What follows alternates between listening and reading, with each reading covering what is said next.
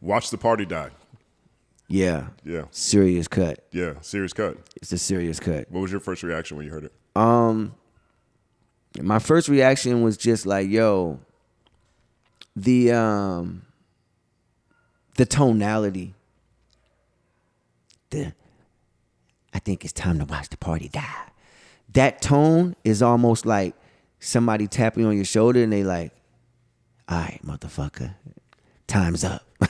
You know what I'm saying? Like, time's up. Yeah. That tonality is very spooky. It's very boogeyman-ish. It's very like, oh, yeah. It's like when you threw the party at the crib, but your parents came home early. Right. And they just like, the music just stops. Motherfuckers start grabbing their shit and just everybody leaving. You stand there like, you got to pay for that. You know what I'm saying? Shit broken. Right. You know, it's just time. It's just time. You know, the party was, we can't lie, it was fun. It was lit, but now it's like all that lit nature, all that, it's time to get a little bit more serious and wake up some shit because like humanity is at stake here. You know what I'm saying? You know, that song Watch the Party Die in a lot of ways reminded me of the Control verse. And, you know, I think they come from the same impulse, even if they had a different impact on the culture one way or the other. But I always looked at the Control verse as a call to arms. You know what I mean? Like, let's make this competitive again, because we were still in the middle of the party. And I think we probably partied a lot right after that. But you had the most, in my opinion, you had the best response to it. In Kendrick's opinion as well. Right. Yeah, he did say that. Yeah, he did that. Yeah, he said that. 1 second applause. Yeah. Yeah. And like, I think like, I want to read you some of these lines. I mean, at least I'll read them to the audience. I know you know your own songs. But like, you're like a real journalist. Yo, man, I'm talking to a real MC.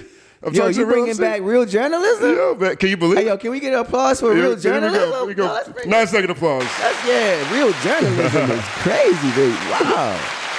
Sheesh. Word up. Responsible journalism, man. Like, that's like, I appreciate that. Hats off, man. Yo, but you had some joints in here, right? Like, you were like, I mean, one of the craziest lines you had in here to me was when you were like, yeah, I'm a king, I'm elite, I can never dream of defeat. I could Dr. King your speech while I'm Rodney King in your beat. Come on, man. Yeah.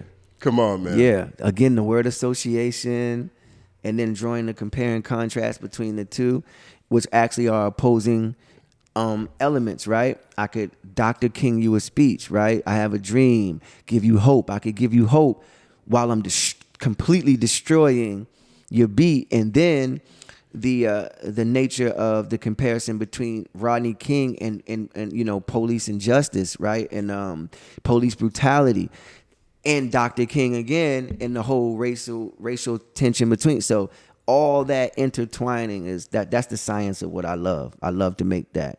I mean that particular line, I feel like my favorite things about MCs are voice and imagination, right? Mm-hmm. Like, how does someone sound tonally, sonically, saying something that has been said throughout the course of human history, but in a brand new way?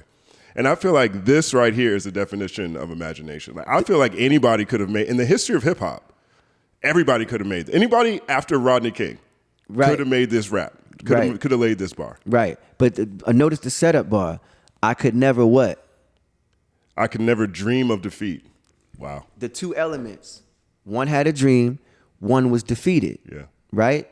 So I'm showing you in it, I could never dream of defeat. I'm a king, I'm elite. I could Dr. King you a speech while Rodney King in your beat. Yeah. So now you see how I lay it out? You know what I'm saying? Right. Years later, you look back and you're like, the craftsmanship of the way it's put together. Yeah, those are the minor, the meticulous nature that I spoke on earlier about those finite details that I put in a lot of my things will be studied forever because I put stuff in it that I haven't even discussed yet with people. Just for me, I do it for shits and giggles. Like, I'm gonna see if anybody's gonna catch this. You know what I'm saying? Yeah. Like this upcoming thing I'm about to do with the leakers, right? Yeah. I just put so many nuggets, so many Easter eggs, so many things in there.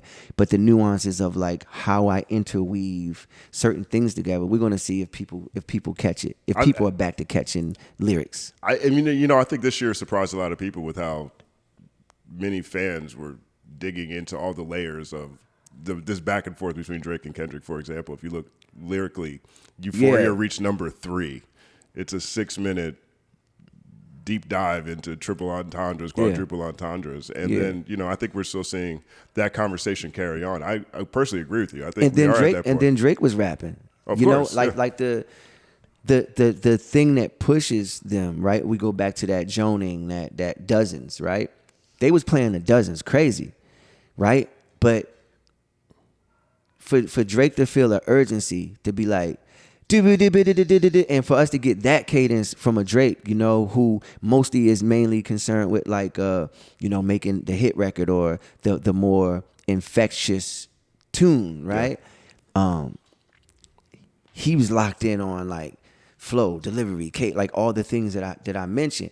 He was locked in on those things as well. So we get that, and then surprisingly, we get a Kendrick that refrained from the rapid fire, right? And Kendrick leaned back, right? And this is like being a master chess player, right? Mm-hmm. He leaned back and got us into a more slow thing, right? So that was a very interesting move for Kendrick, but also for Drake. He knew the urgency of like, I know I got to rap right now. Right. You know what I'm saying? So knowing the assignment, right, on both parts, and then giving us all something to delve into break down lyrically.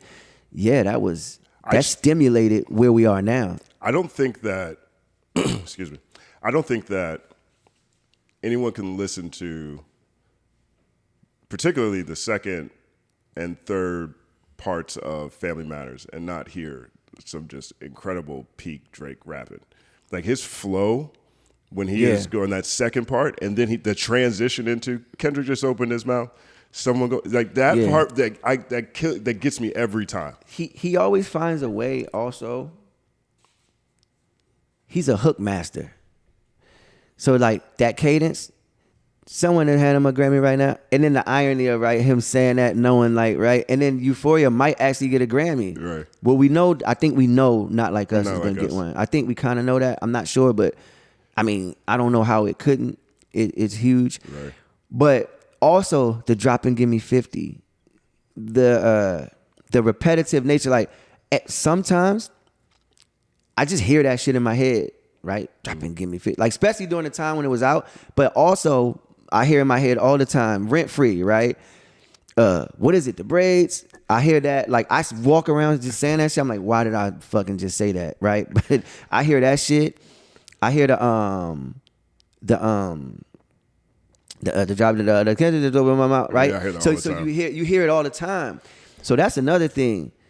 Being genius enough to be in a battle, but also find these moments that live rent free in our minds. So even when we're not like we're trying to do our work, we're getting attacked with the things that they put out, right? Yeah. And so that's genius on both of their parts. And now, fortunately, because we had a great battle in hip hop that didn't end in violence, now every artist, because Drake covers a large spectrum and then Kendrick covers a large spectrum, I think they do have a polarity where they're like two different sides of the party, right? And now everyone sees the importance of like the number ones don't matter.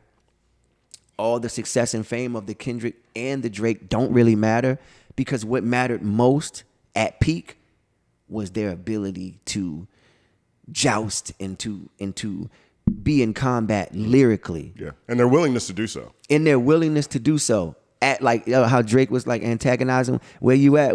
And then Kendrick's like plotting. The whole thing, because you can't really highlight one thing and not look at the juxtaposition of every nuance. Like I look at its entirety, and I just see like, yo, this is gonna do a lot for the game. Yeah. Now even the way Kendrick released the party, right? They were all releasing stuff, right? And even with Drake releasing the 100 gigs or releasing like, they're creating the new model as we speak. Release music on Instagram, drop your music on the gram. Right? Drake releasing shit on a Finsta account. Like, these are things that if they wouldn't have did it, other people wouldn't know that it's something that you can do. And because they're the two giants, right? These are the two, however you want to put it, David and Goliath, or however, the two whoever's, right? Caillou and what was it? Caillou and Raitu and whatever. I'm fucking it up, but people don't. You're talking about Street Fighter? No. Not. It's probably what they took. It's probably what they used Street Fighter under, but it's like it's supposed to be these two celestial bodies in the sky that you can't really see. Okay. It's called like somebody's gonna correct me in the comments, but it's like Caillou and Raitu or Raitu or something. Yeah. Kayatu and Raitu something. They know. My cosmology people know. But there's Ketu and something. Anyway, these are two celestial bodies that govern a lot of magnetic and gravitational force and whatever as far as the myth goes.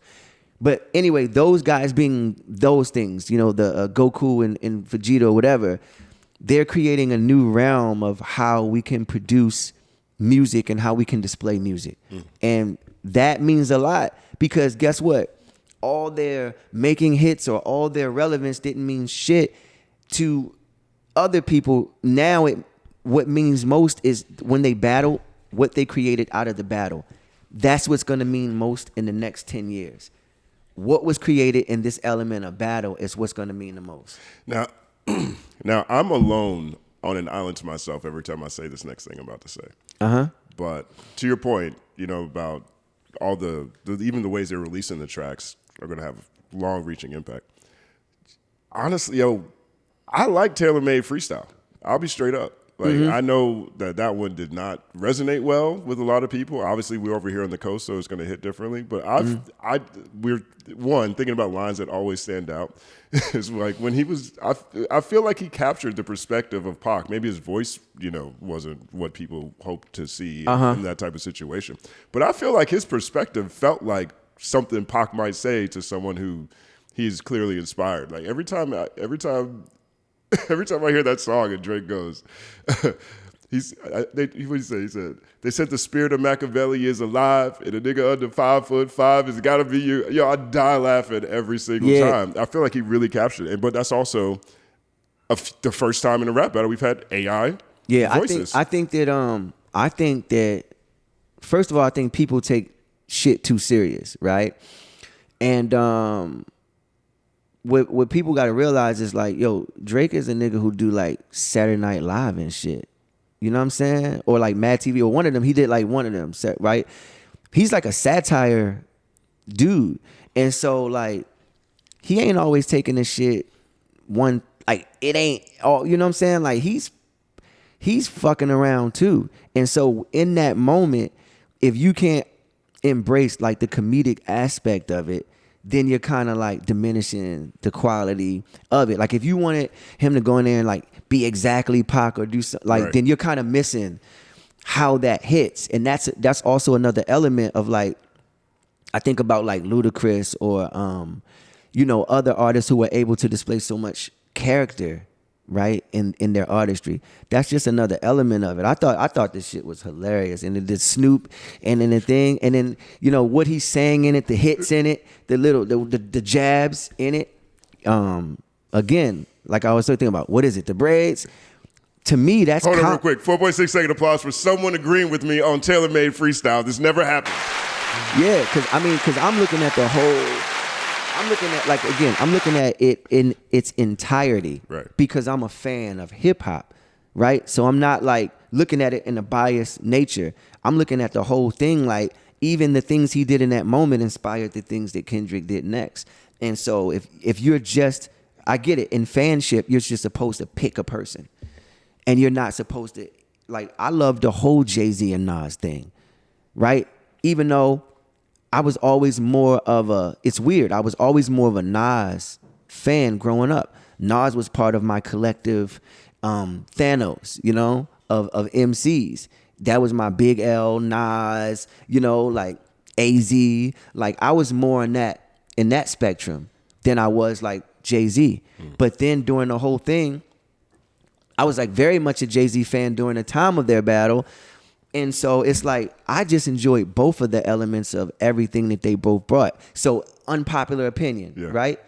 Everybody thought Super Ugly crossed the line too much.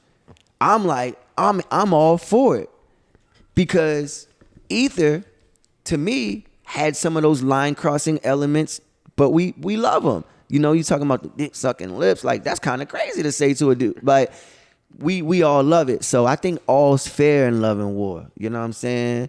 I think it's all fair. You know what I'm saying? I think the only thing that I don't really like about the love and war thing, I kind of don't like the kids. I don't like putting the children in it. That's the one thing I don't really like. Yeah. You'll never ever hear me talk about anyone's child. Like that's just me though. I ain't gonna talk about nobody's child. That's super ugly right there too. You know what I'm saying? Yeah, that's super ugly, but I'm saying they both was like, listen, what I'm saying is this. Me, I'm not gonna talk about nobody's child. That's just because I know how I love mine. So I'm not gonna do that. But I'm saying if somebody talk about yours, you could talk about that. Like all's fair in it. I'm not against it either. I'm just saying me. Like I'm vegan. You don't have to not eat meat. Like do you, bro. Do what you do. You know what I'm saying? What you eat don't make me shit. But at the same time, if I'm looking at it from my perspective, I'm telling you, I'm never gonna eat some oxtail or some pork. That's just not me. But if you love a pork sandwich, my brother, I want you to have a ball, have fun, enjoy that. Bacon tastes I don't want to good. fuck your meal up by being like, yo, you know what that pork gonna do to you, brother? It's gonna go into your thalamus. Like I'm not about to do that to you. I ain't gonna hit you like that. You know what I'm saying? 1 second applause for bacon.